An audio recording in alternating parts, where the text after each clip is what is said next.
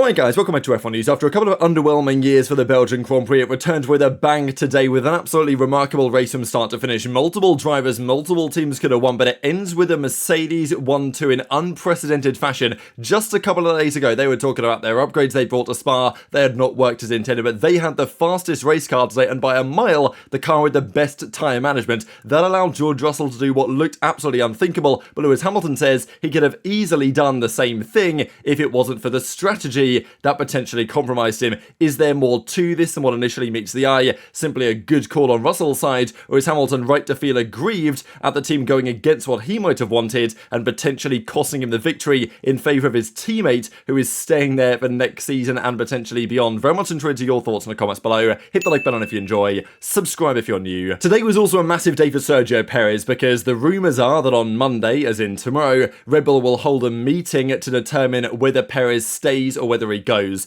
The rumour is that if they are to promote anyone, it will be from internally, so Ricciardo, Lawson or Yuki will be, okay, Tsunoda, I said the surnames are not for Yuki, but anyway, Tsunoda will be stepping in to replace Perez after the summer break if Red Bull decides it cannot continue with its current driver lineup. And let's be real, today Perez started in a good position. He finished this race last of the front runners, so it's very clear what, if they are going to do anything, today did absolutely nothing to dispel those issues. And actually, in many respects today, Perez was potentially more harmful to Verstappen than he was actually helping him in the Constructors or in the Drivers' Championship. But to be fair, from the driver's perspective, that is still potentially locked up after another difficult start for Lando Norris. So Ricciardo is in the position where he's either going to be promoted or potentially replaced. This is the tricky part for him right now. A decent race for Ricciardo today. No points, but good enough to potentially put himself on the radar at least, because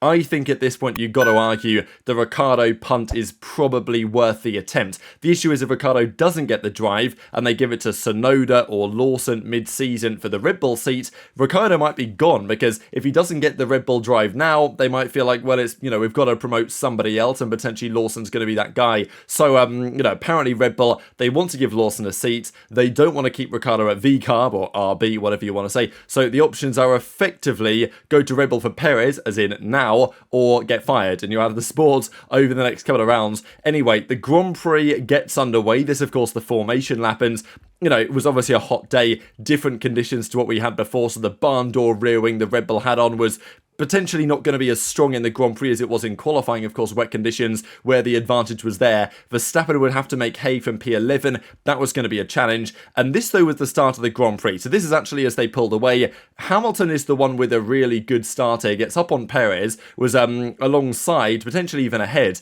But he has to brake a little bit earlier because Leclerc is right here. And they end up going side by side through turn one. The driver that had the stinkiest start is Lando Norris again. Now, sure, he is still in this picture P4, but okay, he has a pretty bad getaway, but he gets away with it, gets P4, and okay, he runs a bit wide through La Source, but doesn't really seem to matter too much because he's still in position. This, though, was the screenshot that I got of him literally just running off the track. This is Hamilton and Perez side by side. Leclerc, therefore, gets a bit of a gap as a result of it, but Norris just drives off the track. Like, I guess he had a bit more understeer than he thought or something, but he comes through this corner. It's not like Piastri pushes him off. He just, he runs a bit wide. Sure, giving Piastri the position, fine. But the issue is for Norris is that he runs onto the gravel, loses traction, and all of a sudden gets swallowed up from behind as well. And, he's all of a sudden significantly down the order, right? And Sainz goes through, Russell goes through, and all of a sudden it's a very different complexion of the race because Norris today needed to win, I would say, in some respects, and I think he felt like that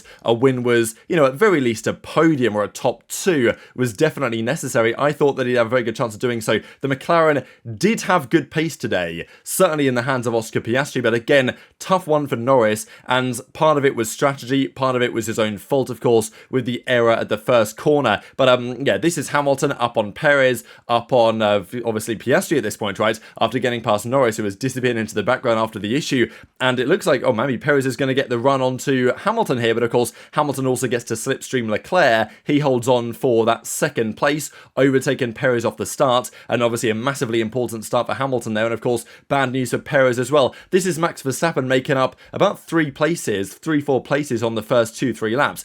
it felt like, I wasn't sure that it was going to be a 2022 repeat, but it potentially was on the cards there. And this is Hamilton, though, getting the lead of the race. So at this point, I thought, wow, Max is probably going to make something of a charge, but it was quite clear that there was just a mega DRS train in effect. And this is what we had. Hamilton eventually broke the DRS on Leclerc, and it became quite clear that the Mercedes, at least in Hamilton's hands, was, and we saw what Russell did later in the race, was potentially the fastest race car out there. Leclerc and the Ferrari were good as well. I was impressed by the pace of the Ferrari, to be fair, but it just wasn't quite as good as the McLaren, possibly not quite as good as the Red Bull, but we didn't really get to see all that much pace in the Red Bull in a, let's say, free air, because Red Bull didn't really allow that to be happening, and we'll discuss their strategy more in a second. But Hamilton at this point had a decent advantage. He extended the gap out to 2.5, 3 seconds over the first stints, and it felt like, yeah, wow, Hamilton is in prime position to potentially win this Grand Prix, because Verstappen was stuck in a train behind Sainz, behind Norris,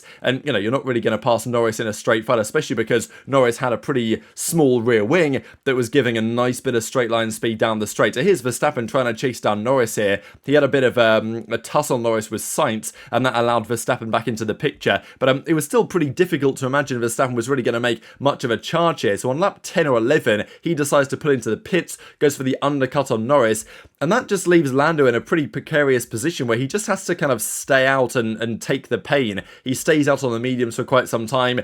Sure, the intention was to get it back at the end, but they extended the DRS zone, or they shortened the DRS zone this time down the Kemmel Straight, so making an overtake there was even more challenging. Here's the first set of pit stops though. So Hamilton comes in on the mediums, basically to try and cover off Leclerc, and of course, the likes of Perez behind who's also pitted. So this pit stop for Mercedes, I think, was probably fair enough. It was the second pit stop for Mercedes which is causing the drama today, and we'll get to that in a second. Here was Piastri, by the way, starting to make moves, because in the first stint I thought, okay, Perez has been passed, but we will see. If Perez can get back to Hamilton, certainly if he can get back to Leclerc, that's got, Leclerc then Hamilton, that's going to raise questions on how good the Red Bull is. Because if Perez was, let's say hounding Leclerc and then Hamilton at the front of the field, Verstappen's obviously going to make some serious progress. But Perez drops back, wasn't happy with the car. Piastri was the one making moves, gets past Russell, gets past Perez as well. And at this point in the race, it was literally the 8 drivers from the 4 strongest teams who were very much clear, and it was going to be one of these guys would win, and it was pretty clear that it was going to be either a Mercedes or possibly a McLaren. It seemed unlikely Ferrari could do it, but to be fair, Leclerc was at least in the picture, and then you can never really count out Max, safety car or something. The pace was probably still going to be there to some degree, but yeah, Norris was P8 at this point. Sainz was holding out on the hard tyres, did a good job on them. The issue is that overtaking at Spa here is far from easy. It's obviously possible, but it's not easy without a significant pace advantage at the moment, given the DRS zone down the Kemmel Straight, all this type of stuff, the way you can deploy the battery, as George did very well towards the end of the Grand Prix. So the fact that you're going for let's say a shorter second stint and you can push hard on the tyres doesn't necessarily mean you're going to get that advantage back from pitting. And this was the tricky part for Verstappen, is that Perez was effectively creating a DRS train, and even towards the ends that allowed Norris to get back up to Max, but Perez was effectively at times a cork in a bottle. Here's even a point where Russell gets past him, and it was basically just Perez was in a DRS train and Max could do nothing about it, right? So they could have played an alternate strategy here today, but I think maybe even part of Red Bull's thinking was that, all right, we're going to make Perez do this and let's see how he does, because if he doesn't do anything and just holds up Max, then our decision is easy maybe tomorrow on Monday when they're going to make this call. This though was when things get kind of interesting, because Hamilton had only pitted on those hard tyres for 16 laps, right? Leclerc comes into the box for fresh tyres and he tries the undercut. It was also a 3.4 second stop, so there wasn't really much risk of Hamilton getting undercut. Now, if they'd have left him out one more lap, there probably would have been, but they decided, Mercedes, to cover off the undercut by boxing Hamilton then and there. The tricky thing is for Hamilton, though, that when you come out of these pit stops, you get stuck behind drivers, so as somebody who was stuck behind Ocon for a whole lap, basically, that cost him a good couple of seconds of lap time or race time, which may have made a big difference come the end of the Grand Prix. But Mercedes went for the very conservative approach here, and they said, okay, we're just going to cover off Leclerc and make sure that Hamilton has the advantage there, which, I don't think is necessarily a bad decision given the circumstances. It's just, from Hamilton's perspective, he was not pushing hard on those hard tyres because there was a possibility he could try and take those hard tyres to the end of the race. Mercedes decided that's too risky with Hamilton the race leader, so we're just going to bring him in and box. Although Hamilton's like, look guys, you just gave me tyres that are new with tyres that were basically very nearly new a couple of seconds ago, and I could have, Hamilton believes, got them to the end pretty comfortably because, let's be honest here, the tyre deg on that Mercedes today was very impressive in Hamilton's hands at the start of the race, and then certainly in Russell's hands at the end of the race. So Mercedes decided to try and cover off Leclerc, although I'm sure that Hamilton probably felt like he had him covered anyway. Like, even if Leclerc pulls the undercut, I think Hamilton would kind of,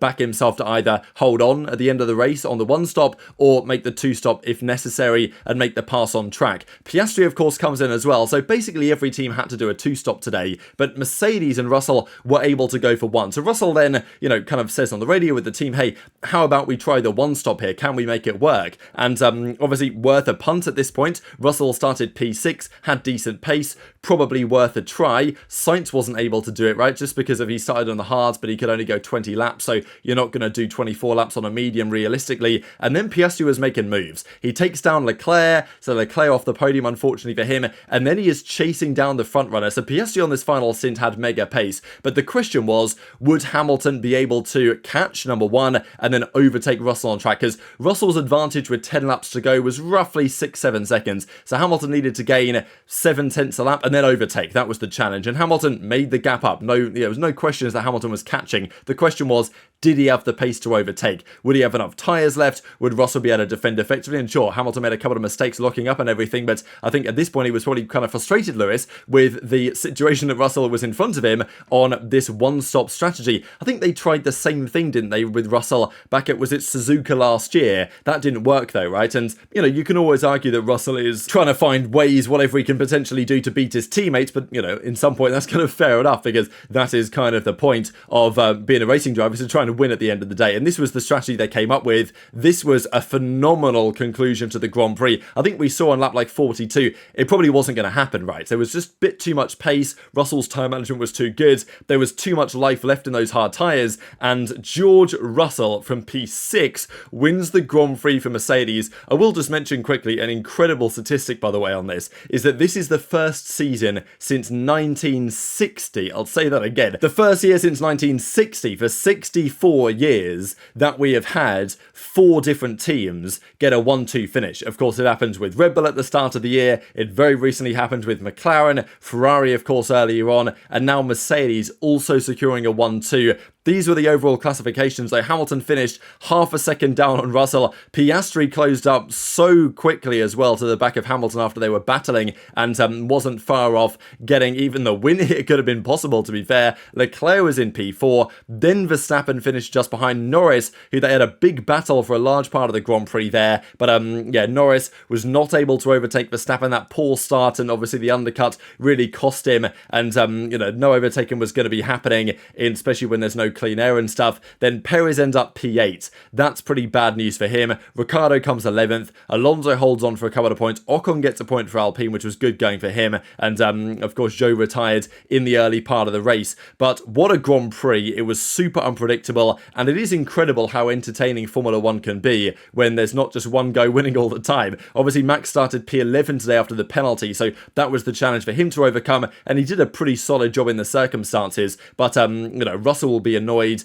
as will Hamilton, on the strategy of his team, because Russell did a great job managing the tyres, right? They talk about tyre whisper and all this, but let's be real, at least in terms of recent Formula 1 history, Russell's tyre management has not been that impressive compared to Hamilton's. There's been multiple races over the last couple of years where he's cooked his tyres and Hamilton hasn't. So there's no doubt that Hamilton will believe that these numbers that Russell did on that hard tyre, he very much could have replicated as well. I mean, 47s, really impressive stint from George, but you can argue, really impressive stint from Mercedes. I mean, the fact that their car was nowhere with the new upgrades a couple of days ago, they bring it back to the old spec version, the version of the car which has been, even it's been better in the cool conditions than the hotter conditions. Today in Spa, the sun was shining and they were still the fastest car on track, pretty much. I mean, you can debate that based on the numbers at the end of the race, but, it was obviously the first stint in Hamilton's hands. He was the fastest man on the track, setting fastest laps and everything. Perez secures the fastest lap at the end, but this was Hamilton talking to Piastri, because Piastri comes in the interview room afterwards and says, the cool down room, and says, wow, I'm surprised that he was able to make it. So basically Piastri said, wow, I can't believe George did the one stop and actually won the race. Hamilton said, yeah, I can. I'm not surprised. My tyres were fine in all the stints, but I was told to box by the team. So this is when the drama really started. Hamilton, of course, said this as well after the race. I was trying to get close, obviously, but George did a great job going along on the tyres. Every stint I had tyres left, but the team pulled me in. So unfortunate, it's one of those days. And look, there's obviously going to be discussions about sabotage. Mercedes are trying to get Russell the win to keep him happy for next year, whatever. They don't care about Hamilton anymore. And look, had the roles been reversed, would they have done the same thing? I don't know. Like, let's say Hamilton was in Russell's position and Russell was P1. Would they have pit Russell to cover off the undercut from Leclerc? Probably. Would they have left Hamilton long to see if the one-stop could work? Probably. I guess some people were questioning whether, when the two drivers were together, whether they could, allow them to basically tell them to swap places or something. I think the way Mercedes operate, though, they don't tend to do that stuff. If the drivers can race, and they can race with leaving each other room, as they said on the radio, then they will allow them to race. But as a result, of course, there was discussion here on social media from, your boy F1 Jordan, basically saying that Mercedes orchestrated the win for Russell, and, we get this one as well, that as soon as George requested the one-stop, they gave him the green light. I think there were reasons behind Mercedes' decision here, but nonetheless, I think Hamilton is right to feel aggrieved. And Hamilton does say here that conversations will need to be had with the team. He says, yeah, a bit of a shock at the end that all of a sudden Russell's in my race and he shouldn't have been, and says, look, we can go into the break with our heads held high. And Mercedes have made just so much progression. I mean, they have won 3 of the last 4 Grand Prix. Like, that's kind of absurd to think about, right? Where Mercedes are right now. Verstappen has been off the podium now 2 races in a row, which is also uncharted territory, but still today, Max extended his advantage, which is pretty funny, in the Drivers' Championship over Norris by a couple of points. Perez, by the way, dropped today down to 8th place in the championship. This was coming for some time, but the fact that it was locked in today is obviously not good news for Sergio, right? Because his future may well be decided tomorrow. This another pretty crazy statistic, that for the first time since 2010, we have had 6 races on the bounce where the pole sitter has not won the Grand Prix, which is incredibly rare in F1 history, and the streak continued today. I guess we'll see whether it continues after the summer break as well. These, by the way, are now the championship standing, so Norris needed today to close in on Max. That didn't happen. It's probably not going to happen as it stands from now to the end of the season, but it's still very competitive here in the drivers, which obviously makes a lot of sense given where these guys are in terms of competitiveness this season and how the swings and roundabouts of the season have gone. So very much interested to your thoughts on all this stuff in the comment section below. Hit the like button if you enjoyed, subscribe if you're new, take care, and I'll see you next time.